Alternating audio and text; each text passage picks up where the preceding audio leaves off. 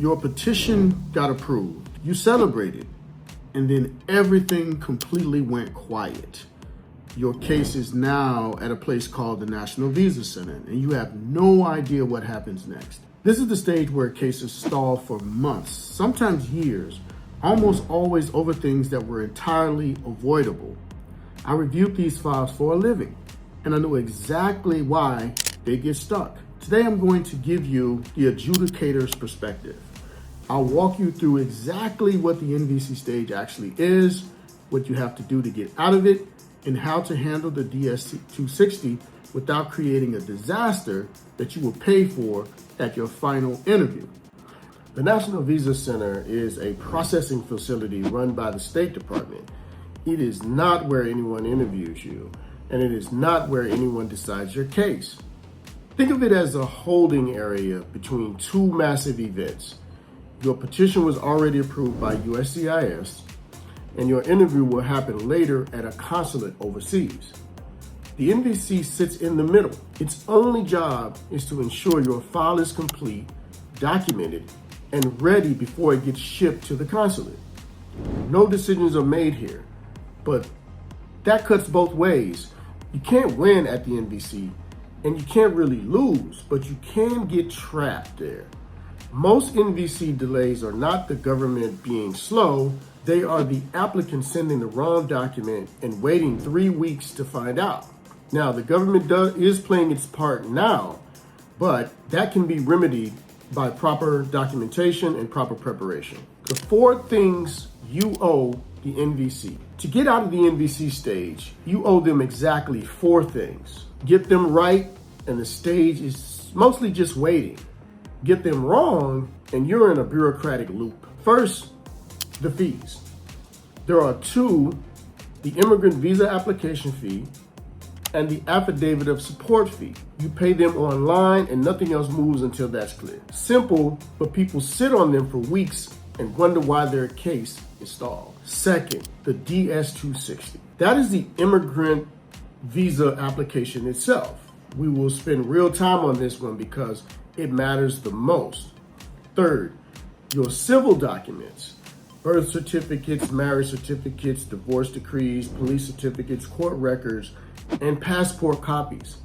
Anything not in English needs a certified translation. This is the silent killer. This is where cases stall because applicants send uncertified copies or skip a police certificate from a country they lived in 5 years ago because they thought it didn't matter.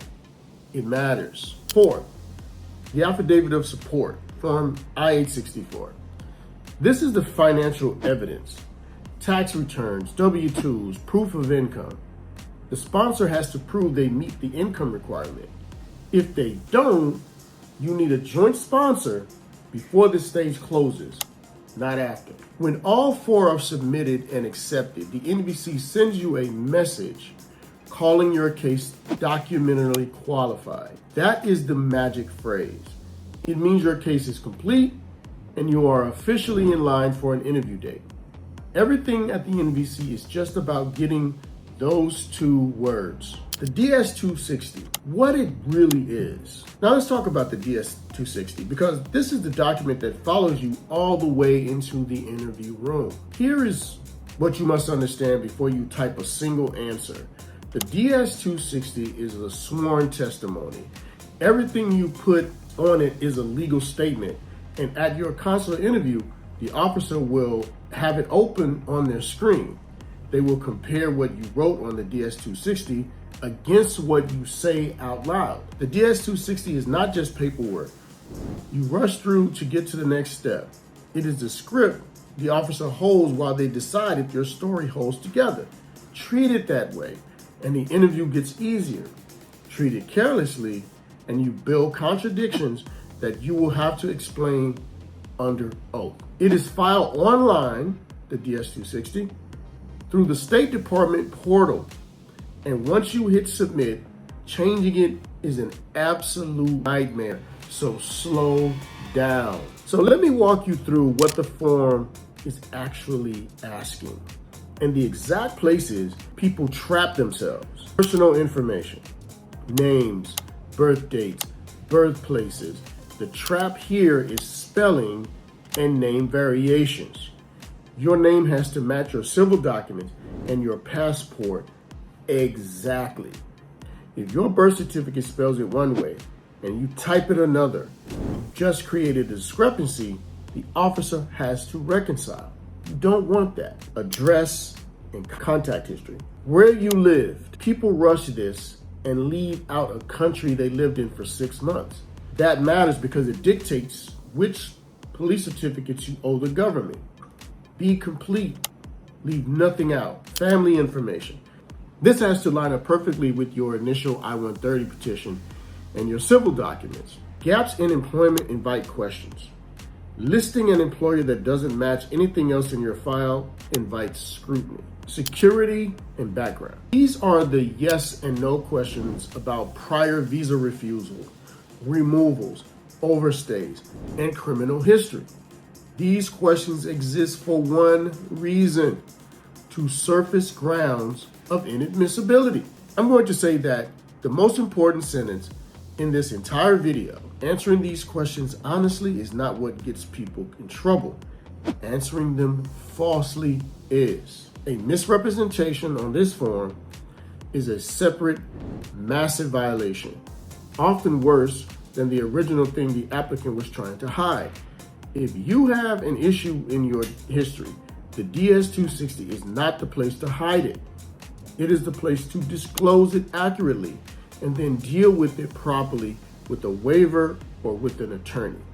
Trying to paper over a problem here does not make it disappear. It turns a fixable issue into a fraud finding. I saw that pattern destroy cases more times than I can count. Once everything is submitted, the NVC reviews the package. One of two things happens.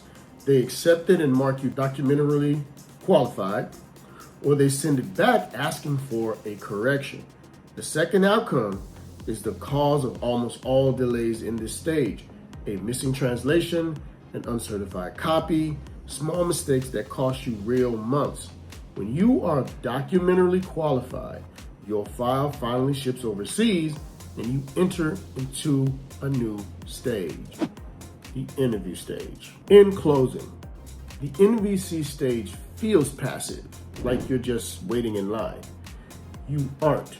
This is where you build the exact file the officer will judge you on. I'm going to be going through more of these explanation type videos, so subscribe to get the rest of the process broken down from the side of the desk most people never see, the adjudicator side. If you found this video helpful, please go ahead and subscribe and stay tuned for more.